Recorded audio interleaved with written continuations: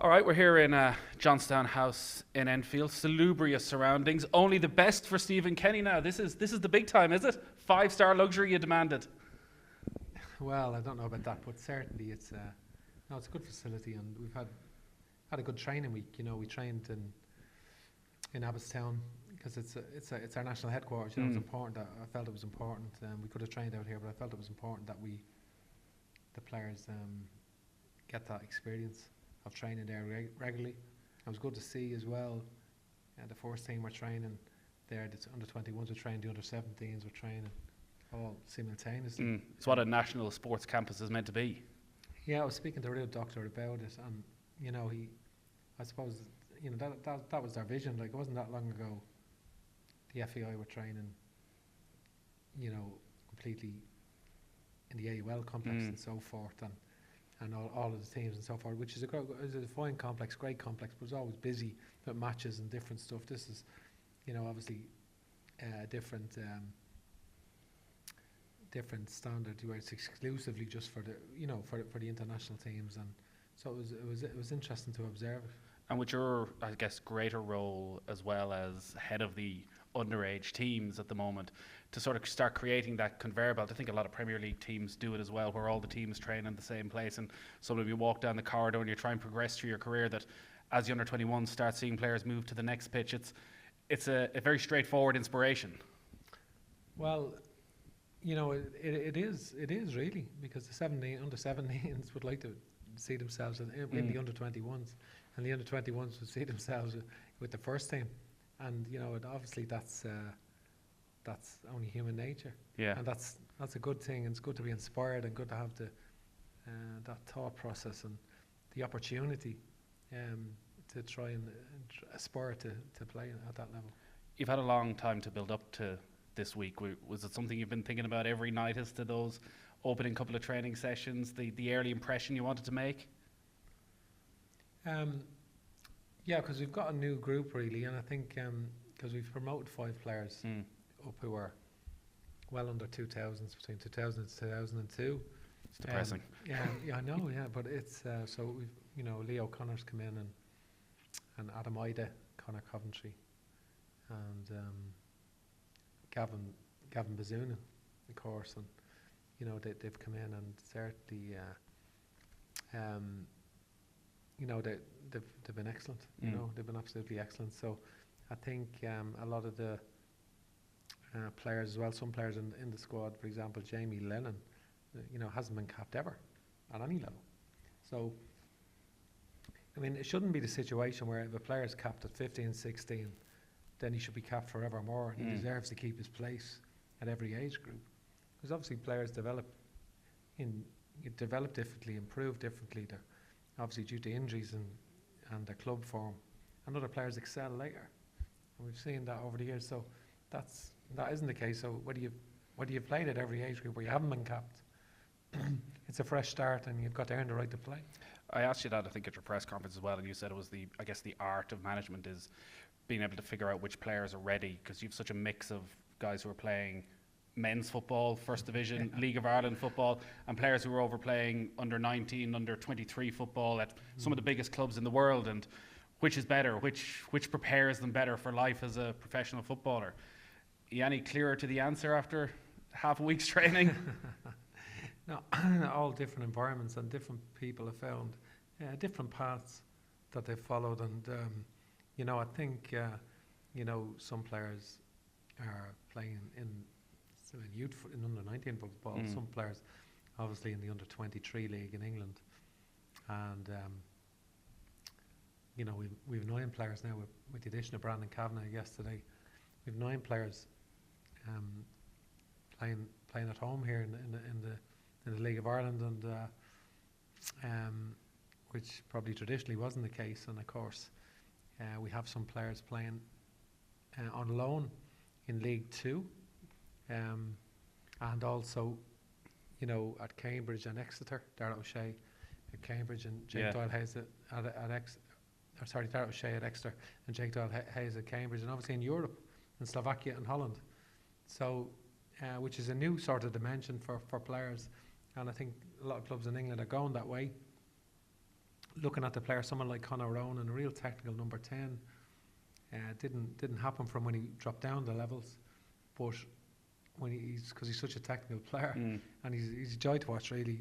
Fine young player, and now he's gone to Slovakia to sort of find his niche and trying to find his rhythm as a man. Yeah. Is that part of your task as under 21 manager, or is it asking way too much to help those guys who are at that period of their career when they're wondering what's next, whether they're at Liverpool or Manchester City? And listen, the dream is always there to play for Liverpool or Manchester City, but if you do need to drop down the next level to help them find what's the right place for them, because as you say, for somebody like Conor Ronan, quite often players are better when they're in a good team, when they're a team that dominates possession, to find the right spot for them. Yeah, it is interesting. Like, say someone like Darragh O'Shea has excelled. He's a traditional number 5, brilliant attitude, wants to get better, trains every day to improve, and has come from West Brom to Exeter. Has played nearly 30 games, getting very good reviews, and is highly regarded by a lot of people now. Where that's his way. Where it hasn't suited some of the more maybe physically smaller players who've gone to that level. Someone like Conor Ronan, who's a traditional number 10, if you're playing a team that goes back to front quickly, you know, there's no point in, you know, it's not serving either party well. It's not serving him or the team he's playing. So if you're playing someone like him, you need to play through him, and I think that's the nature of it. It's no disgrace if someone gets let go by Liverpool. It's no disgrace, you know, and you know, it shouldn't be considered. Players might feel like they failed or whatever because it hasn't happened at Liverpool, but apart from Trent Arnold or Steven Gerrard before that, there's not too many that have played in a large amount of games, you know. So I think players have to make the decision earlier, or make the decision at a point in their lives where they feel they need to play, and where is the best route for them. Yeah, it's like, for example, Fergal Harkin, who played for me at Bohemians, and was a terrific player, Fergal, from Ballyliffin actually. He's the lone manager now at Manchester City. So he's it's a brilliant job. Yeah, doing really well. But a lot of their players go to Holland. A lot of the loan players at Manchester City. As Jack Byrne did. Because they see that as akin to their style. Traditionally, Dutch teams play 4-3-3. They play through the towards. They play from the back, quite expansive way. Tactically, it's you know, it's the similarities are there. And so that's what they do with some a portion of their players, not all, but some. Have you found dealing with these 18, 19, 20-year-olds? I know you would have had them at club level as well, but millennials have a different way of looking at the world, a different way of communicating. Have you had to learn some things over the last few months as to how to get your message across? Is it all bite-sized little WhatsApp chunks of information? I think we've only been together 3 days, really. So it's early days to make sweeping statements in regards to my impact. You've got a Snapchat account, don't you? I think no. So I think you know we've obviously given the players an idea on how we want to play, and you know the concepts of what we expect, and you know the idea is from the individual units, whether it be the back forward, midfield, the attacking players. Can you tell us what that is? Well, yeah. Because I think people are fascinated, because while it's important at an under 21 level, I think people are looking and want to learn and know what's coming in hopefully 2 years' time and beyond, and what your style is going to be. I think, you know, ultimately, you know, it's important that, first of all, the two goalkeepers here could play in the centre of midfield. Right. Gavin Bazunu and Caoimhín Kelleher. Their passes are amazing, really. You know, from their distribution, is really exceptional. And why wouldn't it be? I guess Keegan Kelleher's out warming up with Allison before every game. It's interesting. Like it is interesting. The distribution is. They both look like they could play in the holding midfield. Yeah, it's that good. But well, that's an exciting starting point. Yeah, I think it is, and that helps. That helps. I think ultimately you want you want maximum width from your back forward in possession. I always expect. I always try and instill that to have maximum width, so that there's real distance between the centre halves when they're passing the ball, and every pass should be in front of the defenders, all the time. If the right side of the centre back is missing out the left side of the centre back to play the left back, it's got to be in front of him. He's got to receive it in his stride.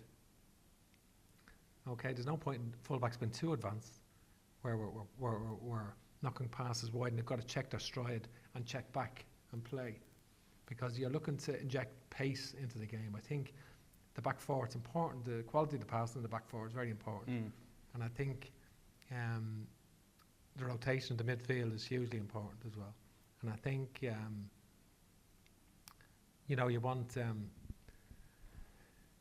want flexibility in the midfield. You don't want to be rigid. I don't play with two holders and one in front or one and two. You need it's not as rigid as that. And I think you do have to have that flexibility in the midfield and that fluidity between the midfield three and the two wide players. And you want players that can interchange positions, and you want your fullbacks overlapping to supplement that. So I think that's ideally what you'd want. And but you have to have the ball to achieve that. And I think, but also the concept of the idea of having the determination to dominate possession regardless of the opposition, and how do you do that? And you can only do that by overloading the midfield and trusting your talent. We want players who can really who are willing to take the ball in tight areas. And I think if you're then, once you can control a game, the importance of injecting tempo, like the importance of injecting pace into the attacks, and deciding when to do that and when not to do that. So these are all important aspects of how you want your team to play. And you're touching on things there that anyone who's gone to watch the senior team over the last probably decade has become frustrated. And with some of those managers, it was their game plan to let the opposition have the ball and to try and strike on the counter. But I think by and large, people want to see Irish teams showing their technical ability. Where do you start? So you have them now at this young age. When you're going into these opening training sessions, and some of the players are playing at a high level, where I'd imagine, again, someone like Conor Masterson has been brought up in a Liverpool way where they're expected to dominate every game, is comfortable at the ball at their feet. But some of the players you say are playing League Two, they're playing First Division in the League of Ireland, where maybe it's not quite that. It's all about winning games. How do you get across that this is the future with me? I'm going to trust you. I'm going to trust your ability that you can control the game, that you can dominate possession, that you can play at tempo. How do you get that across to the players so they do that when they go out on the pitch? Yeah, well, that's the thing. Talk is cheap. You can say anything. You can come out and say anything. So, I think you have to have a collective determination to utilise the talent at your disposal. To fulfil your potential as a team. And I think by just really working on the training ground to how you want to play. And that's been the good thing about this week, because international weeks, when we play in September and October, November, because we have 11 games this year, which is brilliant, and that's a minimum 11, because we're in Toulon. If we progress in Toulon, we could have them. But I think it's but when we report for camp in September, October, November, we'll have we'll have 2 matches in each in the window. So you'll only have two days training, match travel. So, we've got to go to Armenia, got to go to Iceland, got to go to Sweden. So there's very little training time. And I think this is different. This week gives us it gave us 3 days, a rest day sort of tomorrow, and Thursday, Friday, so 5 days training ahead of the game on Sunday. The balance is obviously that we've got to keep people fresh and hopefully peak on Sunday rather than overtrain players, and that's the, it's important not to do that. And I think that's obviously we're very conscious of that, and that's been, that thought has been firmly, you got to win the games as well. Yeah, of course. Yeah. Absolutely. From what you've seen then of these players, I'm sure you've been watching them over the last few months as well, that technical ability you're looking for, that confidence in themselves to want to get on the ball, to understand what you're saying there when you're talking through from back to front, how you would like to see your team playing. Do they have that in them? Do you see that already, that this is a group you can easily work with? Yeah, I think we've lost some good attacking players through injury. I think we've lost, obviously, first Michael Obafemi with his hamstring. Michael's only 18, he's done remarkably well. Troy Parrott, we were hopeful he'd be okay, but obviously his toe injury, he'll probably be okay in a week or so. But he's been ruled out. And obviously Aaron Connolly, of course, who's doing so well at Brighton, ripped his hamstring. And so 3 centre forward, 3 attacking players, and Simon Power, of course, come in from Dordrecht this week. Simon is lightning quick, like he's a rapid right winger, very quick. He's the quickest player probably. Well, Michael Obafemi might be, but there's not much in it. Simon is very quick, and I think he's so he has a calf tear, so he's appeared with a calf tear, so he couldn't train. So they're out, but we have nevertheless. I'm very happy with the players that we have got, and I'm looking forward to seeing how they go, the rest of the week. Yeah, from talking to various people who've worked under you and played under you over the years, they would say that maybe you're not as much of an idealist when it comes to football as people think from the outside, in terms of it's not all about all-out attacking play. It's, as you say, giving players confidence in themselves to get the best out of themselves. Can you be a bit more of an idealist, though, at underage level, where maybe results aren't quite as important, that you can be a bit more fearless in your style of play, that you can go out and let these players loose, whereas obviously when it comes to the senior team, results are going to be everything? What's the question? Will I have a different approach to the under-21 than I will to the senior team? No, I think I've been consistent in my approach. I think you have to adapt every game. Every challenge is different in every game. You have to, and you've obviously the players at your disposal. You've got to maximise your chance of winning. But I don't see me approach changing either way.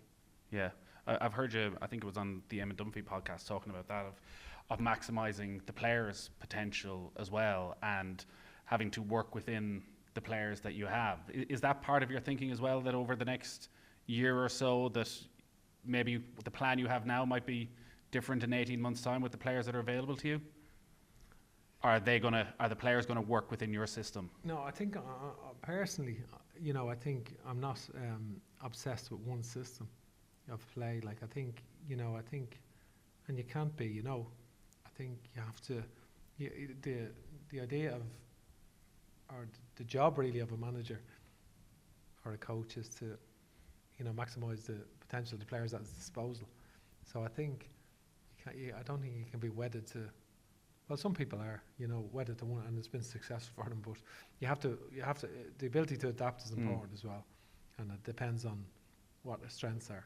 The midfield players, whether you've got wingers, whether they're what level they're at, and your attacking players. It's difficult to play 4-4-2 in international football now unless you've got centre forwards like Uruguay, Suarez and Cavani. They have to play 2 strikers because they're so good. But not everyone's blessed with that, and I think it's because you do get overloaded in midfield. If you play 2 up front, you've got to defend deeper. It's a counter-attacking style like Atletico or Leicester City, for example, and that's probably the only way you can play 2 up front now, unless you're France. And unless you're France, and which they played in a counter-attacking style as well. To be fair, they dropped off and let the opposition have it, and but they've got obviously blistering pace. You've obviously been watching a huge amount of football over the last few months at various different levels. Who do you like to watch? Like aside from the obvious of Manchester City and Barcelona, what teams do you look at and think, yeah, they've got a style and an attitude that I could take something from. Um, you're influenced by teams in all areas. Not just now, but in all areas. But all of the European teams, the top European teams, are interesting. I think they're all interesting to look at, and certainly, obviously the Rinus Mitchell, Johan Cruyff. That's the dream. Model that's sort of gone through with Barcelona and Guardiola and progressed it has had repercussions throughout. That's had a big in the way that sort of Jack Charlton's team in the 80s were successful and spawned an era of Irish coaches who wanted to play a direct at underage level, wanted to play a direct style of play and wanted to get it forward. Everyone is influenced by teams who win, and I think the thing about the whole Dutch model that became the Catalan model, you see teams around Europe, when we play Bate Borisov, for example, in Belarus, obviously they've won their league 10 times in a row and been in that's their model. They play exactly that way. They looked at that model and sort of they looked and said, to try and replicate that the way they play, and they qualified for the Champions League with just Belarusian players. Yeah. Very interesting concept. In contrast, say, for example, to say Shakhtar Donetsk, you always had like 5 or 6 Brazilian players. Bate did it by just having Belarusian players, and I always found that interesting. But they looked at that. They played in a progressive way. They didn't play in a defensive way. They played in a progressive way. And I think you can see that around the place. Yeah. But all teams are interesting. Like it's not just that way of playing. All of the top European teams are brilliant to watch. To be honest, you mentioned Liverpool, Manchester City, like they're both brilliant teams. Absolutely fantastic teams to watch. And when you were playing, exceptional coaches, they're brilliant to watch. And when you were playing those games against Bate and the managers go in and have a coffee or a glass of wine or whatever it is you do after a game, were you digging into how Bate came about to trying to implement that style of play? Alexander Yarmakovich, the coach, he subsequently actually we with Dundalk we went at a training camp in Spain, and then he subsequently went on to CSK Moscow and was assistant coach there. But they were in the Champions League last 16 last year, and we were training with them in Spain alongside them. And but no, I did look at their model, all right, and it is interesting, and it shows you what can be achieved. You mentioned Jack Charlton there and how he spawned a whole raft of managers who felt that put him under pressure, and maybe put him under pressure isn't the right thing to criticise, because even the best teams now put the opposition under pressure in different parts of the pitch. But you got into management just as the Charlton era was coming to an end, as having the Charlton era at Ireland, having watched Italia 90 and USA 94. How come you weren't as influenced by the Charlton era as it seems most coaches were? And that's a long time ago now. Be careful not to be pretentious, in that regard. But I think it just wasn't for me. Just the direct sort of that whole, not just Jack Charlton, but there's a number of high profile coaches in England at the time who just wanted to sort of play a more direct style. Just a direct style of football, and that was in vogue and that was successful.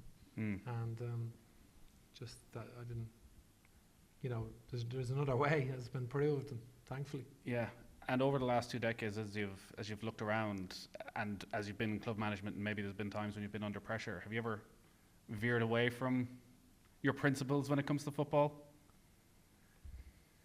I don't think I have. If we go back and look at grainy old footage of Longford Town, is there going to be lumping it up to the big man up front? No, I think there's nothing wrong with putting crosses in the box. I think that's all right. But I think no. I think Yeah, I'm sure you will find.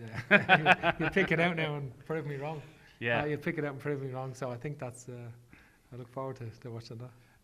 I know you've spoken about your backroom team being important and you all being on the same wavelength. I don't know how much you knew of Keith Andrews before the approach was made, but you obviously stole him away from us on off the ball. What was it that you saw in Keith that you felt he could be a real addition to the underage setup? Well, I think obviously Keith and Jim Crawford have come in together, two terrific coaches. Obviously Keith has been coaching with the Ireland under 17s, and he knows the setup, knows the players from that period, and some work with the under 18s. Jim Crawford is coaching with the Irish and managed the Irish under 18s. Two terrific people, two good innovative coaches, and people who love being involved with Ireland, and their sense of Irishness is palpable. They really want to do well with the under 21s, and that's that's for me that level of passion is what you want. Do you drive the training sessions, or do you let the two of them at it? No, I think we collectively, I think I'm the manager ultimately, so I decide what happens. But ultimately, we all coach, and that's part of it. Yeah. How have the last 3-4 months been? Have you had time to take a holiday, to draw breath, to spend time with your wife and the family and say, bloody hell, look where we've got to? No, not really. No, just been focused on, on.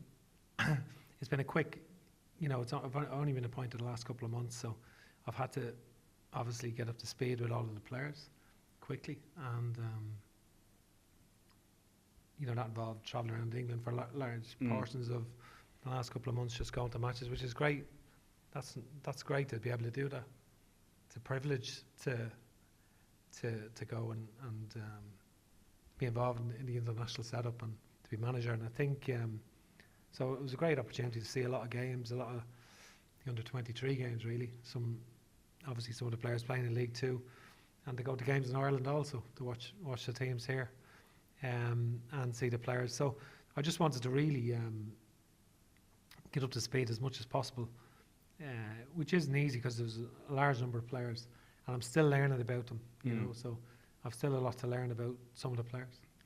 It must though be like a huge thing for you and for your family to have achieved this, because like anyone who knows your story and the various clubs you've gone to and travelling over to Scotland and the frustrations and disappointments along the way, to I guess on a personal level to know for the next 4 years, like even from a crudely financial point of view, that like you're a little bit more comfortable, that actually it's a very rare thing in football management that you can actually have a little bit of a long-term plan. Well, I think for me, I think the main excitement really is it's a great opportunity. That's the way I view it. It's a privilege, it's an opportunity, and I'm going to go and manage the under 21 team this campaign. And the Irish team, they've never qualified at under 21 level, and obviously we're in the Toulon tournament in June, which we've not been in for over a decade, and that gives a lot of the young players a chance to play against a lot of top European teams in a good tournament. And in the meantime, I can sort of, as well as focused on doing a good job, which is what I have to do. I can't diverse from that. I can also maybe, consider best practice at a lot of international teams, and obviously I've started to do that also. Have you had a chance to do that? Have you been to places yet? I've spoken to, one international manager, one technical director. I've had long meetings and another federation. So it'll give me a chance to do that over the. I had it really in the first couple of months. I've got to get up to speed with the under 21 players, and that's my main focus. But there will be a great opportunity over the next year to go and assess every aspect of international preparation and how teams prepare, how all the elite teams, their best way of preparing. And we've got to find our own way. You don't copy someone else's way of preparing, but you've got to find the details so important in your preparation. and it's important that from my point of view, that I get that right. And is part of that spending time with Mick during these international breaks? Listen, Mick has been, obviously a great captain for Ireland. He's been a very successful manager in the past for Ireland. So obviously, I can only learn from him. I think the way the under-21s and the first teams overlap, I won't be involved in, and I don't want, I have plenty of time for that in the future, and I've got to focus on the under-21s. That's my job, and I think, that's what I'm here to do, and I think so they do clash, and we're obviously preparing for Luxembourg this week, and the first team are in Gibraltar, so that's the way it is. One thing I want to touch on as we wrap is Kieran here has the great job of putting your programme notes onto paper ahead of the game against Luxembourg, and your programme notes with Dundalk were always interesting and fascinating, and you weren't never afraid to touch on social issues and your support for nurses, and again at the PFAI Awards last year, you gave an impassioned speech about homelessness. You're going to become probably one of the most high-profile public figures in the country over the next couple of years. Is that something, that side of it, the role of taking a greater interest in Irish life, you need to push to one side, or is that something you're going to embrace going forward? You can't ignore other aspects of life. I don't think you can. But I think I'm focusing very much on the football. I think that's what I need to do, and focus on the football. But you can't ignore. You have to have you have to have an opinion on things. That's part of life. Would you feel, and maybe it's an impossible question to answer, as a senior manager, would you feel comfortable talking about those issues with I guess the influence you will have? Yeah, I don't think necessarily just whether I'm manager of, if you're a manager of a team or a club team, I don't see myself changing in any regard. I think you're who you are, and I think if you have an opinion, you want to express it, that's fine. I don't see myself changing in that regard. So Luxembourg on Sunday, I'd imagine you can't wait to get out onto the sideline again and just get managing a team. Do you say in the pre-match speech, hopefully we'll be seeing some of you in Qatar in 3.5 years' time? No, I don't. No, I won't be saying that at all. I think, to be fair, we've done some good preparation on Luxembourg. They, when the draw was made, you would think that would be the game that you would want. Luxembourg at home, 6 seeds. Actually, they've 12 players that were in the last squad in the previous campaign. We don't have any. We've only got one. Conor Ronan, who only played a little bit, so they were 2-0 up against France and lost 3-2, and they beat Bulgaria 1-0. So they've had some surprising results, and a lot of the players are playing with Bundesliga teams. So they've had some surprising results. They know what it's about. So it's, but listen, that's not to say we that it's not our ambition to win the game. Of course it is. The players have shown real. You can see it with your own eyes how hard they're working in the matches. With some 2 great days of 11v11s, right? Really high intensity game. You can see it with your eyes, but then sports science backs it up with the GPS and saying, the distance is covered and so forth, and how hard players are working. And I think they put in great work over the last couple of days, and they just, they will need a day off tomorrow, nice and relaxing day off tomorrow, and get back at it Friday. All right, you've been very good with your time as always, Stephen. Best of luck at the weekend. Thanks, Nate.